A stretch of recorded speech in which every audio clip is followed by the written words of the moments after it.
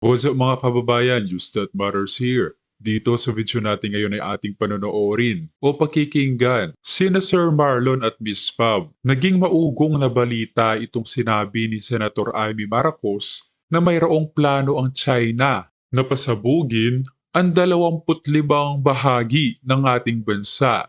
Naku naman po, na ngayong lalong lumalala no, ang nangyayari sa West Philippine Sea tila'y di mawala ang pangamba natin na ordinaryong mamamayan na baka sa pagtulog natin magkaroon na ng bombahan o nagliliparan na ang mga missiles sa bahagi ng Pilipinas. Wag naman sana. Kung kaya naman ang wika nila Sir Marlon at Miss Pam ngayong alam na pala na ganito ang nangyayari bakit tila'y walang solusyon o ginagawa itong administrasyon mismo, no? Na sinabihan mo na ba, Senator Amy, ang iyong bangag na kapatid di umano sa posibleng pag-atake ng China sa ating bansa? Pero bago ang lahat mga kababayan, huwag niyo po sana kalimutang mag-like at subscribe para updated ka sa mga uploads ko araw-araw.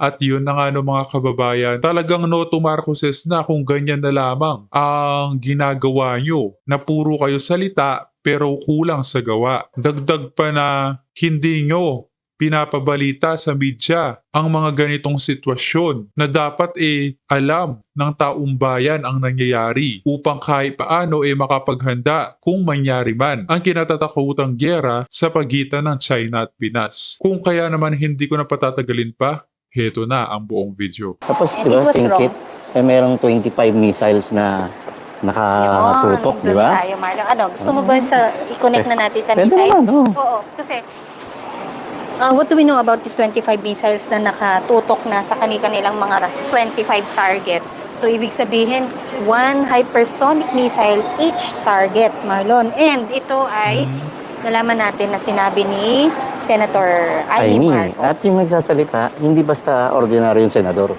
kundi kapatid siya ng presidente ng Pilipinas na alam natin na Correct. meron ding intel meron na niya. nagbibigay sa kanya, di ba?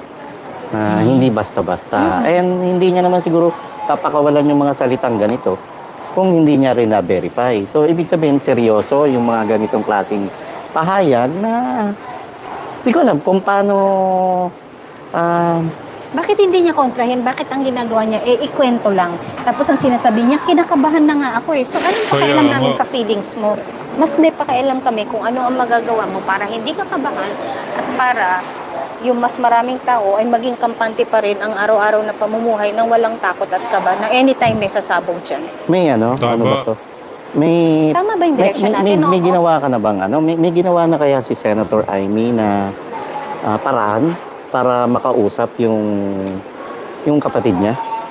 Kasi seryo, siya na may sabi, siya mismo natatakot di ba? Kung talagang sincero ka sa sinasabi mo, Senator Amy, na natatakot ka, gumawa ka ng paraan. Kung maraming nakakordon sa kapatid mo, siguro naman bilang ate, bilang may isang family gathering, lagi kang wala, panay pa-picture ng kapatid mo at sa kahipag mo, di ba?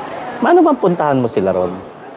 Totoo, may edad na ang dating First Lady Imelda, pero ikaw dapat ang ikaw ang magpakita ng tamang pag-uugali at tamang Tama ka paraan dyan. para paano makumbinsi yung kapatid mo na makapagdesisyon ng tama para sa bayan. Ang problema, pati siya, hindi makapagdesisyon para sa bayan. Kasi, Naglalaro, di ba? Wait lang guys, kami po ba ay against Paano kayo ibubotong muli ng taong bayan kung ganyan ginagawa nyo na play safe na lang balagi sa mga problemang dapat solusyonan sa ating bansa? Kung sa bagay, wika ng taong bayan, itong ang pagtaas ng bilihin o ang mismong agrikultura hindi nyo masolusyonan ng maayos, paano pa kaya itong paparating na gera, no? may 25 hypersonic missiles na tina-target. Ang na location na para targetin ng hypersonic missiles na to ang China, Marlon. At ayun na nga, nagsabing natatakot si Senator Amy Marcos, kinakabahan na siya. Pero anong ginagawa niya? Kinikwento niya lang ang takot at kaba niya. At dinadagdagan mo lang ang Kaya takot nga. ng taong bayan. Yes. Di ba? Magpatawag ka ng Senator Amy, magpatawag ka kung hindi mo kayang kausapin ng Hindi, sige, kapatid sige. mo. Magpatawag ka ng Senate inquiry.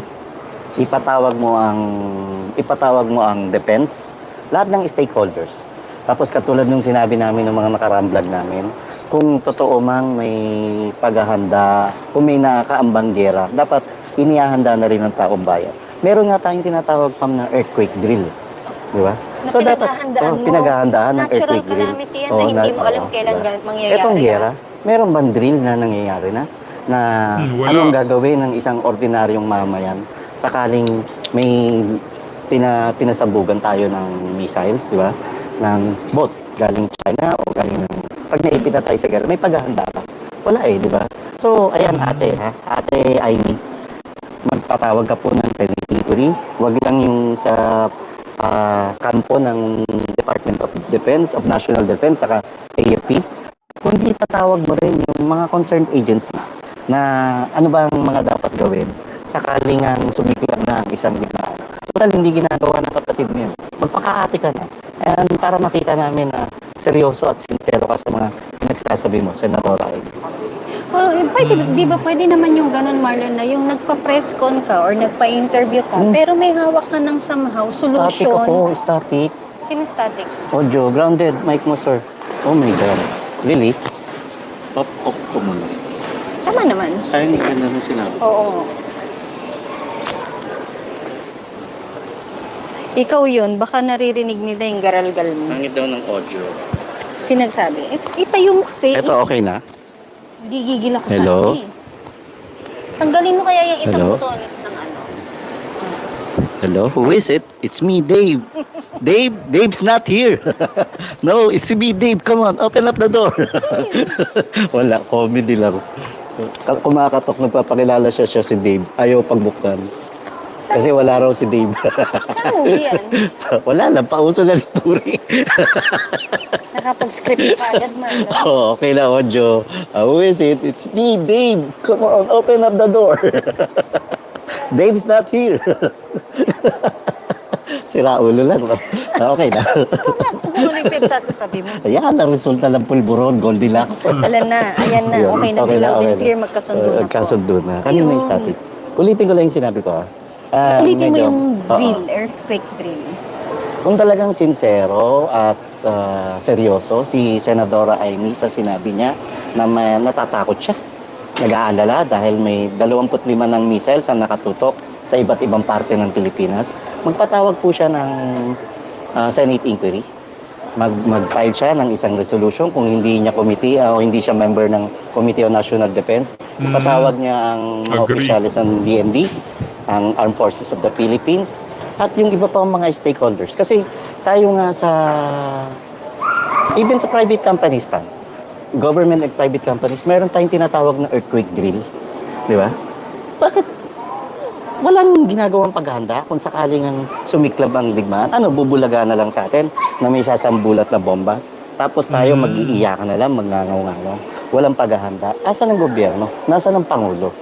Ang Correct. earthquake drill, Marlon, isa tong natural calamity na hindi mo alam kung kailan a-attack, kung kailan mangyayari, pero pinaghahandaan. Yes. May earthquake drill, may fire drill, di ba? May Totoo. mga ganyan Totoo. sinasabi. Totoo. Ito na sinasabi mong nakita mo ang plano at Mm. alam mong 25 hypersonic missiles. Mm-mm.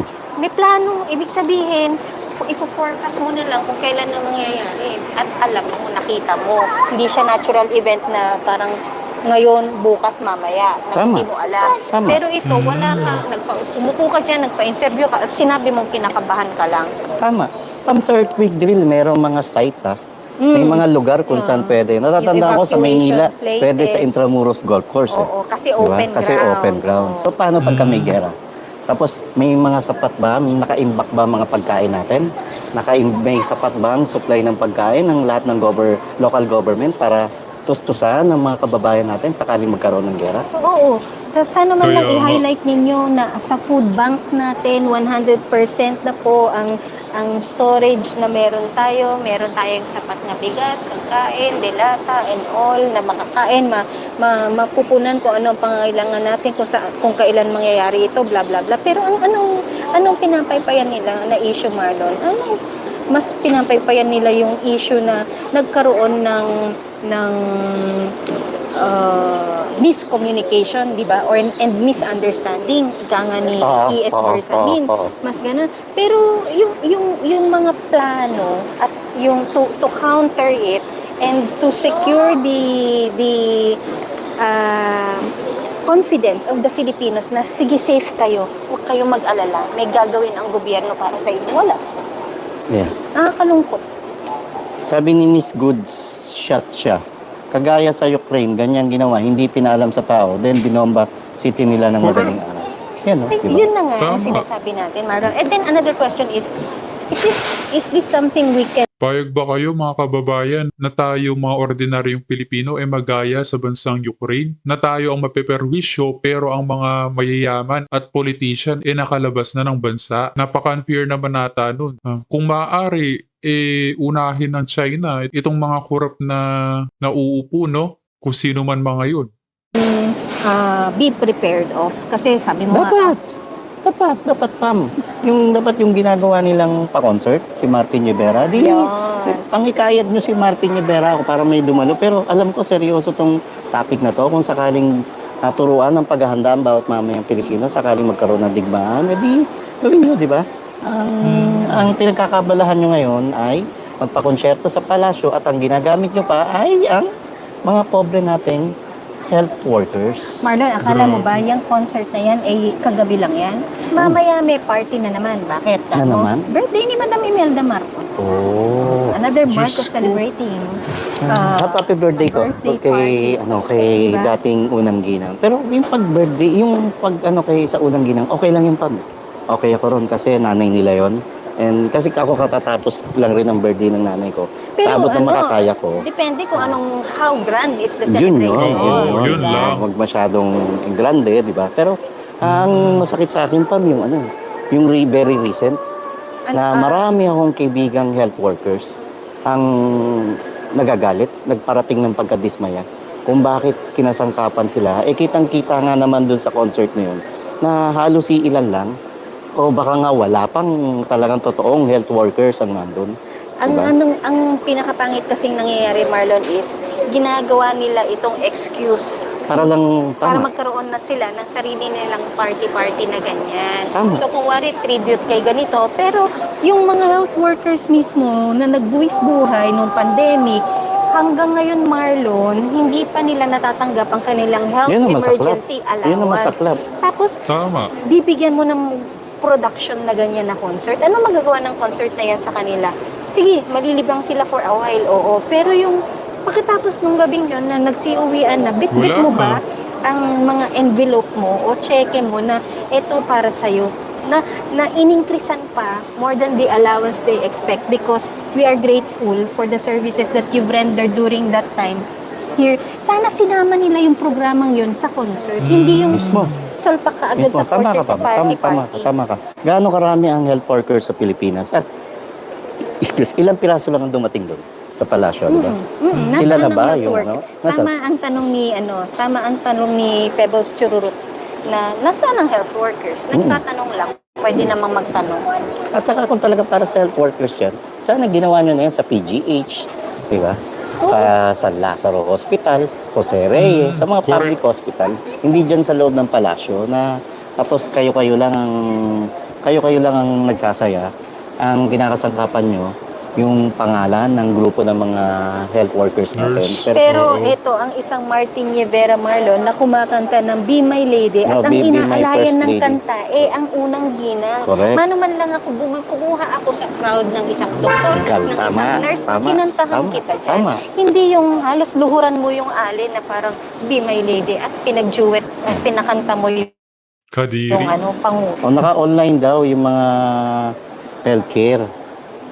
Siguro ilang piraso naka-online. Yung iba ho, hindi na ho mag-TTS.